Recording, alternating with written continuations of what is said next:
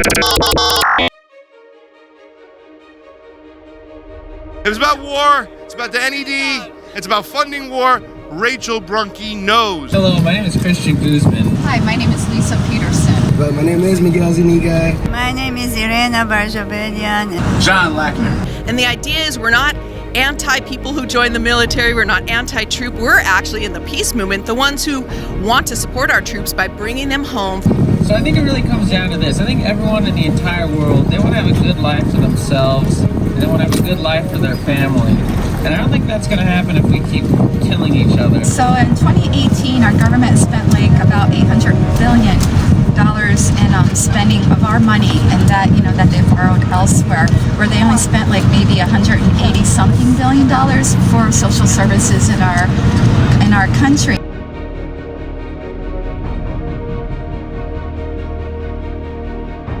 Our soldiers go into this mentality that they're going to fight for all of us to have a better future, and they're getting taken advantage of it because maybe their situation wasn't that great and they offered them free schooling. Iraq war was based on a big lie that Saddam Hussein had WMDs, weapons of mass destruction, and Scott Reeder proved that there was no WMDs, but US still pushed forward. They totally destroyed that country.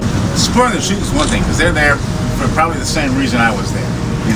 Jobs are scarce, they got families to support, things like that, and all this talk about, join the military, it's going to be a great career, blah, blah, blah, and they fell for the same shit that I fell for, From these endless wars, these nonsense wars, it was just in the LA Times today, if you read, Afghanistan, 18 years, we need to get out.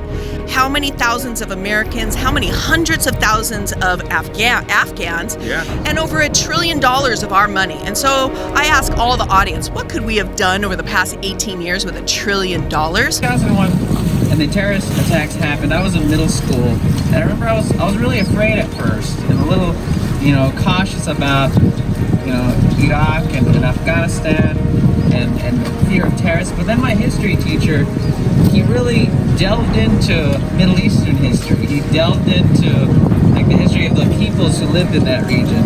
And he brought their food for us to share. The fear of one kind of culture, of one kind of person, it went away.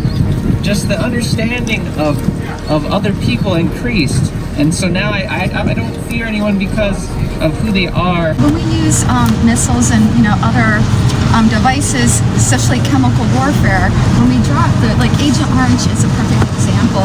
It pollutes the air, pollutes the land, it pollutes the water for decades, if not hundreds of years. The biggest problem is the profits of profit. These are the people that invest into these war machines because it causes population control at the same time, and they're making money off of it. These people are heartless. People talk about mental stable, being mentally stable, but how can you have these people running the country saying they're mentally stable when they have no problem sending any one of our kids to go fight and then deport them? It's just a killing battleground. Iraq even doesn't have a government. Such a shame. With the name of democracy and saying we're going to get rid of this crazy dictator, they go destroy the whole infrastructure. I know personally many people what they went through in Iraq. Oh, you'll be treated well, it won't be dangerous, you'll be in good company, there's nothing to worry about, you'll have a wonderful career, you'll have a wonderful life when you get out. Yeah, you'll go see everything. Yeah, you see the world. They'll tell you the world's 80% water. That's the tea in the Navy. You'll come back a hero, blah, blah, blah, blah, blah. Healthcare and education and environment and communities. And instead, what we have is not only an increasing kind of militarized state overseas, but that reflects at home, Pasta. And so when we see these shootings all over the United States and we're wondering what's happening, we cannot continually promote war abroad and expect peace at home. If you really believe in God, God would be fighting for peace. He'd be forgiving people. He'd be loving people. He wouldn't be sending people to war and making money off of it. Because money is a piece of paper that's going to stay on this planet when we're all gone. What is the mark that you want to leave in this planet when you leave? You want to say that you contributed it to the end of the planet, to the end of human? I refuse to call ourselves civilized. Yeah, now then they start talking about Gaddafi. Wow, what a horrible dictator. Gaddafi is this big dictator. They go bomb that country with the blessing of Hillary. Hillary says, we came, we saw, and I think He died. yeah, I mean, amazing. It's so shocking, so disgusting. Now there is a slave trade. Libya is harboring slave trade. Well, it's really, nobody really goes to war to support democracy anymore or to support peace anymore. It's to support the oil oligarchies, so they can keep their profit margins going. And, if some country says you can't have our oil, they'll send these ships out and blow everybody away so they can actually come in and plunder everything. Because our foreign policy directly is opposed to what we all want domestically. Let me tell you something. There are no people in the world more loved than the American people. But abroad, we're more hated as a government than ever. So I need to tell the people, if you think our foreign policy, which is represented by our military shoving the U.S., interest down everyone's throat, if you think our foreign policy reflects us, it absolutely does not. It's bringing us more and more into danger. Who do you want to point out that's positive that maybe has been a warrior against peace, warrior for peace? Oh my God, that's a no-brainer. Bernie Sanders.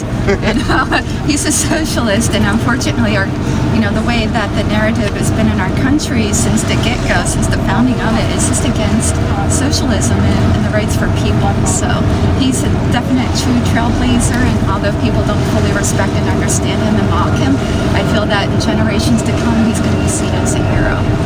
How can we say we're civilized when we're bombing people? I want to be a proud American, but I'm more of a proud human being instead. I love you guys all. Keep fighting.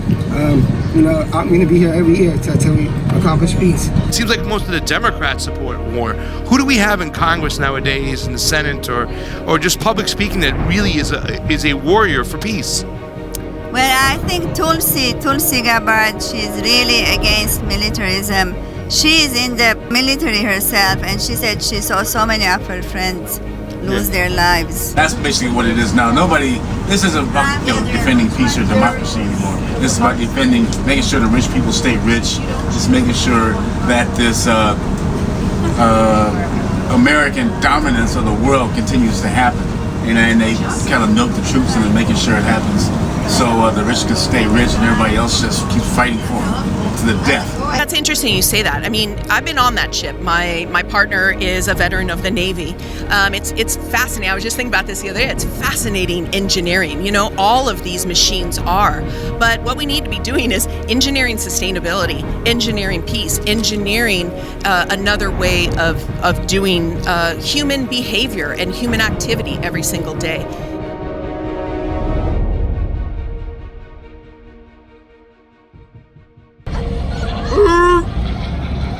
The other one goes jumping up there. You see him?